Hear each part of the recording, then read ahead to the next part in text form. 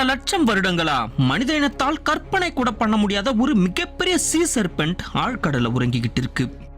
அதோட பேர் த லெவியதான். இந்த கிரியேச்சர் கண் விழிக்கிற அன்னைக்கு இந்த பூமியில மிகப்பெரிய பிரளயமே உண்டாகும், உலகமே அழியிற நிலைக்கு தள்ளப்படும் அப்படின்னு உலகத்தோட பல்வேறு ரிலிஜன்ஸ்ல, உதாரணத்துக்கு கிறிஸ்டியானிட்டி, மெசபோட்டோமியன், ஜூவிஷ் மித்தாலஜி போன்ற பல்வேறு கல்ச்சர்ஸ்ல பல்வேறு பெயர்கள்ல குறிப்பிடப்பட்டிருக்கு. இதெல்லாம் ஒரு பக்கம் இருக்க, நாசா அப்படின்ற உலக புகழ்பெற்ற விண்வெளி ஆராய்ச்சி அமைப்பு அவங்களோட ஆரம்ப காலத்துல ஆழ்கடல் ஆராய்ச்சியை மேற்கொண்ட போது கடல்ல லெவியத்தானோட தடைகளை பார்த்து பயந்து அதை அப்படியே மூடி மறைச்சிட்டு பிறகுதான் அவங்களோட ஆராய்ச்சியை ஸ்பேஸ்ல, அதாவது மனித இனத்தை இந்த பூமியிலிருந்தே வெளியேற்றுறதுக்காக ஸ்பேஸ்ல ஆராய்ச்சியை மேற்கொள்ள ஆரம்பிச்சதாகவும் ஒரு வதந்தி இருக்கு. சோ இப்படி உலகமே பார்த்து நடுங்கக்கூடிய பேராபத்தை ஏற்படுத்தக்கூடிய லெவியதான் உண்மையிலேயே நம்ம பூமியில இருக்கா? அது எங்க இருக்கு? அதுக்கான ஆதாரங்கள் ஏதாவது கிடைச்சிருக்கா? அண்ட் இந்த லெவியதான் மனித சக்திக்கு அப்பாற்பட்ட ஒரு சக்தியா இருக்குன்னு சொல்றாங்களே, சோ இதோட ஆரிஜின் அண்ட் பவர்ஸ் எல்லாம் என்னென்ன, அண்ட் இதை பத்தி சயின்ஸ் என்ன சொல்லுது அப்படின்றது எல்லாம் தான் மொத்தமா டீடைல்டா இந்த வீடியோல பார்க்க போறோம். வீடியோக்குள்ள போறதுக்கு முன்னாடி நான் உங்ககிட்ட எதிர்பார்க்கறது ஒரே ஒரு லைக் மட்டும் தாங்க. சோ ஒரு லைக் மட்டும் பண்ணிடுங்க. அண்ட் சப்ஸ்கிரைப் பண்ணாதவங்க சேனலை சப்ஸ்கிரைப் பண்ணி முக்கியமா அந்த பெல் ஐக்கனை ஆன்ல போட்டுக்கோங்க. அண்ட் இப்போ வாங்க வீடியோக்குள்ள போலாம்.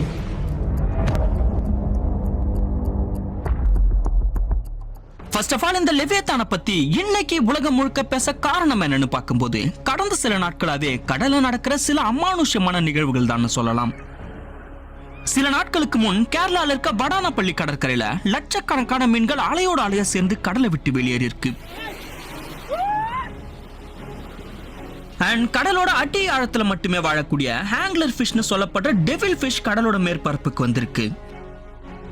அது கூடவே ரொம்பவே ஸ்ட்ரேஞ்சான ஃபிஷ்ஷா கருதப்படுற வார் ஃபிஷ்ஷும் கடலை விட்டு வெளியேறினதுதான் ரொம்பவே அச்சுறுத்தலான ஒரு விஷயமா பார்க்கப்படுது. இந்த வார் ஃபிஷ் இருக்குல்ல, இந்த மீன் கடலோட மேற்பரப்புக்கு வந்தாலே அது ஒரு மிகப்பெரிய பேரழிவுக்கான அறிகுறி அப்படின்றது பல்வேறு மக்களோட நம்பிக்கையா இருக்குங்க. பிகாஸ் இந்த வார் ஃபிஷ் லாஸ்டா 2011ல தான் ஜப்பானோட கடற்கரையில நிறைய இடங்கள்ல கரை ஒதுங்கிச்சு. பட் அது நடந்த அடுத்த சில தினங்கள்லயே ஜப்பான்ல வரலாறு காணாத அளவுக்கு மிகப்பெரிய நிலநடுக்கமும் சுனாமியும் வந்து அந்த நாட்டோட பாதி வளங்கள் உருக்குலைஞ்சு போயிடுச்சு. அதை தொடர்ந்து கடந்த 10-12 வருஷங்களா இந்த வார் ஃபிஷ்ஷை கடலோட மேற்பரப்புல எங்கேயுமே பார்க்க முடியல. பட் இப்போ இந்த 2025ல இந்த மீன் மறுபடியும் கடலோட மேற்பரப்புல பல இடங்கள்ல தென்படுது. சோ இது அழிவுக்கான ஒரு அறிகுறியா பார்த்தாலும், மறுபக்கம் இந்த குறிப்பிட்ட சில தினங்கள்ல உலகத்தோட எல்லா பகுதிகளிலும் நிகழ்ந்திருக்க கடல் வாழ் உயிரினங்களோட வியர்டான ஆக்டிவிட்டிஸ் எல்லாம் பார்க்கும்போதுதான் கடல்ல ஏதோ ஒரு மிகப்பெரிய நிகழ்வு ஏற்பட போதுன்னும், அந்த நிகழ்வு த ஜெயண்ட் சீ சர்பென்ட் லெவியத்தானோட வருகையா இருக்கலாம் அப்படின்னும் லெவியத்தானை பத்தி தெரிஞ்ச உலக மக்கள் அனைவருமே பயந்து நடுங்க ஆரம்பிச்சாங்க.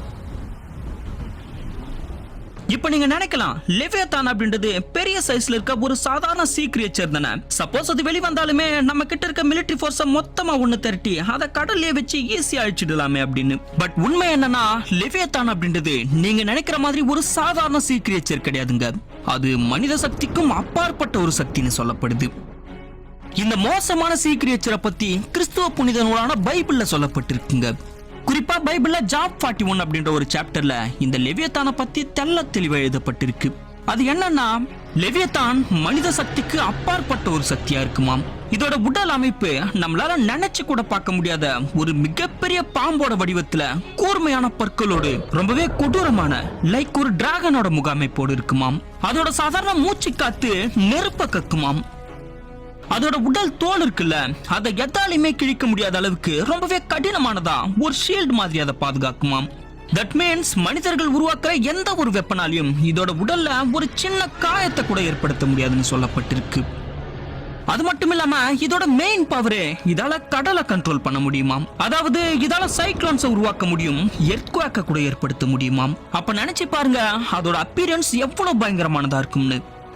இப்படிப்பட்ட ஒரு இருள் சக்திய கடவுள் உலகம் உருவான ஆரம்ப காலத்திலே படைச்சதாகும். இது உலகத்தோட இறுதி நாள் நெருங்கும் போதுதான் கண்விழிக்கும். பின் ஜீசஸ் வந்து லெவியத்தானை கொன்னு மக்களுக்கு கடவுள் மீதான நம்பிக்கையை வெளிப்படுத்தி தான் ஜீசஸ்னு உலகத்துக்கு நிரூபிப்பார்னும் கிறிஸ்டியன் மித்தாலஜி சொல்லுது.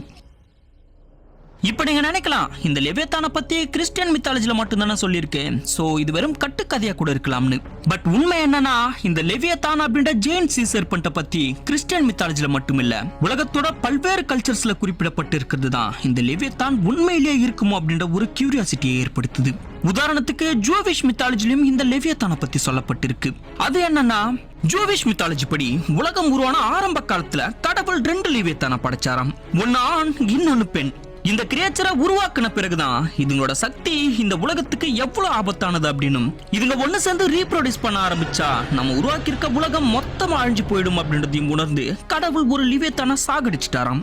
இன்னொரு லெவியத்தானை மட்டும் கொல்லாம வச்சிருக்கிறதுக்கான காரணம் என்னன்னா, பூமியோட இறுதி நாள் நெருங்கும் போது, அதாவது அடுத்து தான் உருவாக்க போற மனித இனம் தவறான பாதையில சென்று மனிதர்களிடையே பசி, பட்டினி, துரோகம், போட்டி, பொறாமை போன்ற நயவஞ்சக குணம் அதிகரிச்சு மனித இனமே மொத்தமா அழிக்கப்பட வேண்டிய ஒரு சூழ்நிலை ஏற்பட்டா அப்போ நீ வெளிவருவாய்னு சொல்லி அந்த லெவியத்தானை ஆழ்கடல்ல சிறைப்பிடிச்சு வச்சுட்டாராம். சோ அந்த மாதிரி ஒரு சூழ்நிலை உருவாகும் போதுதான் இந்த லெவியத்தான் வெளிவந்து ஒழுக்கமில்லாத பாவம் செஞ்ச உயிர்களை மொத்தமா அழிச்சிடுமாம்.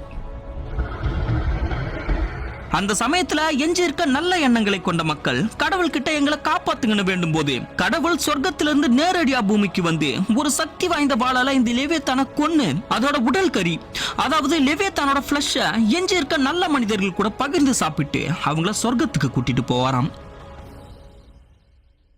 இது லெவியத்தானை பத்தி ஜூவிஷ் மித்தாலஜில சொல்லப்பட்டிருக்க விதம். இது மட்டும் இல்லாம மெசபொத்தாமியன் மித்தாலஜில ஒரு அழிவின் கடவுள் இருந்தாராம். அவரோட பேர் தியாமட். இந்த தியாமட்டோட தோற்றமும் இப்ப நம்ம பேசிட்டு இருக்க லெவியத்தானோட தோற்றமும் ஒரே மாதிரி தான் இருக்கு. இந்த தியாமட் அப்படின்ற அரக்க கடவுளை மார்டக் அப்படின்ற ஒரு கடவுள் தான் கொன்னாராம். அதுக்கப்புறம் தான் இந்த பிரபஞ்சத்துக்கே ஒரு அமைதியும் நிம்மதியும் ஏற்பட்டதா சொல்லப்பட்டிருக்கு.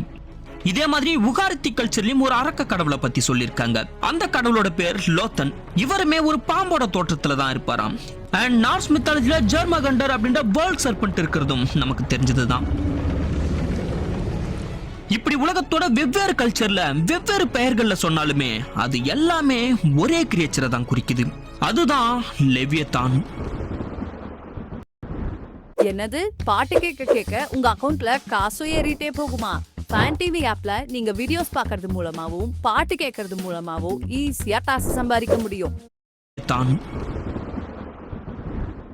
இதெல்லாம் ஒரு பக்கம் இருக்க, நாசா அவங்களோட ஆரம்ப காலத்துல ஆழ்கடல் ஆராய்ச்சியை மேற்கொண்ட போது கடல்ல இந்த லெவியத்தானோட தடயங்களை பார்த்து பயந்து அதை அப்படியே மூடி மறைச்சிட்டு பிறகுதான் அவங்களோட ஆராய்ச்சியை ஸ்பேஸ்ல, அதாவது மனித இனத்தை இந்த பூமியிலிருந்தே வெளியேற்றுறதுக்காக ஸ்பேஸ்ல ஆராய்ச்சி மேற்கொள்ள ஆரம்பிச்சதாகவும் ஒரு வதந்தி இருக்கு. அது இப்ப வரைக்கும் வதந்தியா தான் இருக்கு, பட் உண்மையாகவும் இருக்கலாம்.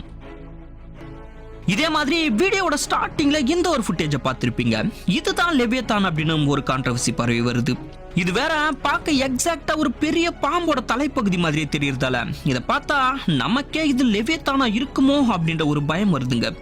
அண்ட் இந்த இமேஜ் எடிட்டிங்லாம் கிடையாதுங்க, இப்படி ஒரு இடம் உண்மையிலேயே கடல்ல இருக்கு. கூகுள் மேப்ல சேட்டலைட் வியூ போட்டு எக்ஸாக்டா அண்டார்டிகாக்கும் சவுத் அமெரிக்காக்கும் நடுவுல ஜூம் அவுட் பண்ணி பாத்தீங்கன்னா இதை உங்களால பார்க்க முடியும். ஆக்சுவலி இது ஸ்கார்டியா பிளேட் அப்படின்ற ஒரு டெக்டானிக் பிளேட்டுங்க. இந்த பிளேட்டோட சைஸ் கிட்டத்தட்ட 8000 கிலோமீட்டர் லென்த்ல இருக்கும். லெவியத்தானோட சைஸும் இவ்வளவு பெருசு இருக்கும். அண்ட் இந்த ஸ்கார்டியா பிளேட்ல நிறைய அண்டர் வாட்டர் வால்கனோஸ் இருக்கிறதாலேயே அந்த பகுதி முழுக்க ரொம்பவே வெப்பமயமா தான் இருக்கும். இந்த அதிக வெப்பத்தாலேயே இந்த ஸ்கார்டியா பிளேட் கிட்ட அடி ஆழத்துல போய் யாராலையும் ரிசர்ச் பண்ண முடியல. சோ நம்ம சயின்டிஸ்டால பூமியில இருக்க மத்த டெக்டானிக் பிளேட்ஸ் பத்தி தெரிஞ்ச அளவுக்கு இந்த ஸ்கார்டியா பிளேட்டை பத்தி முழுமையா தெரிஞ்சுக்கவும் முடியல. இது கடலோட ஒரு பெரிய மர்மமாவே இருக்கு. சோ இதெல்லாம் வச்சு பார்க்கும்போது லெவியத்தான் உண்மையிலே இருக்கா அப்படின்னு கேட்டா அதுக்கு பதில் இருக்குன்னு இது வரைக்கும் அபிஷியலா யாரும் சொன்னதில்ல, பட் இல்லன்னு சொல்லிட முடியாது. பிகாஸ் மனிதர்களாகிய நம்ம இது வரைக்கும் 9 to 50% தான் கடலை பத்தி கண்டுபிடிச்சிருக்கோம். இன்னும் ஆல்மோஸ்ட் 85% கடல்ல என்ன இருக்கு, எந்த மாதிரியான உயிரினங்கள் வாழ்ந்துகிட்டு இருக்கு அப்படின்றத இது வரைக்கும் கண்டுபிடிக்கவே முடியல. உதாரணத்துக்கு இந்த டெவில் ஃபிஷ் எடுத்துக்கலாமே. பார்க்கவே வியர்டா தலையில ஒரு லைட்டோட இருக்க இந்த மீனை சின்ன வயசுல இருந்தே நம்ம நிறைய கார்ட்டூன்ஸ்ல அண்ட் அனிமேஷன் எல்லாம் பார்த்திருக்கோம். பட் இந்த மீன் இப்ப ஆழ்கடல்ல இருந்து வெளிவந்த பிறகுதான் இப்படி ஒரு மீன் உண்மையிலேயே இருக்கு அப்படின்றதே நமக்கு தெரிய வந்தது. சோ இந்த மாதிரி இன்னும் ஏகப்பட்ட சீ கிரியேச்சர்ஸ் ஆழ்கடல்ல வாழ்ந்துகிட்டு இருக்கலாம். அதுல லெவியத்தானும் ஒன்னா இருக்கலாம். மொத்தத்துல லெவியத்தான் உண்மையிலே இருக்கா இல்லையா அப்படின்றத யாராலையும் சொல்ல முடியாது. பட் லெவியத்தானை பத்தி குறிப்பிட்டிருக்க எல்லா கல்ச்சர்ஸ்லயுமே மனித இனம் ஒழுக்கமின்றி தவறான பாதையில போகும்போது லெவியத்தான் வெளிவந்து மனித இனத்தை மொத்தமா அழிச்சிடும் அப்படின்னு எச்சரிக்கிற விதமா தான் சொல்லப்பட்டிருக்கு.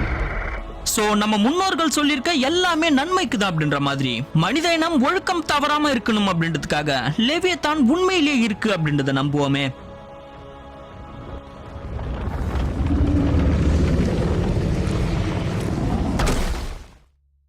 ஓகே கைஸ், இதோட இந்த வீடியோ முடிஞ்சது. வீடியோ பிடிச்சிருந்தா ஒரு லைக் பண்ணி சப்போர்ட் பண்ணுங்க. அண்ட் லெவியத்தான் மாதிரி உண்மையிலேயே நம்ம பூமியில வாழ்ந்து அழிஞ்சு போன மிகப்பெரிய உயிரினங்கள் எல்லாம் என்னென்ன அப்படின்றத மொத்தமா லிஸ்ட் பண்ணி ஆல்ரெடி ஒரு வீடியோ நம்ம சேனல்ல போட்டிருக்கேன். அந்த வீடியோ பார்க்க ஸ்கிரீன்ல தெரியுற இமேஜை கிளிக் பண்ணுங்க. நான் உங்களை அங்க மீட் பண்றேன்.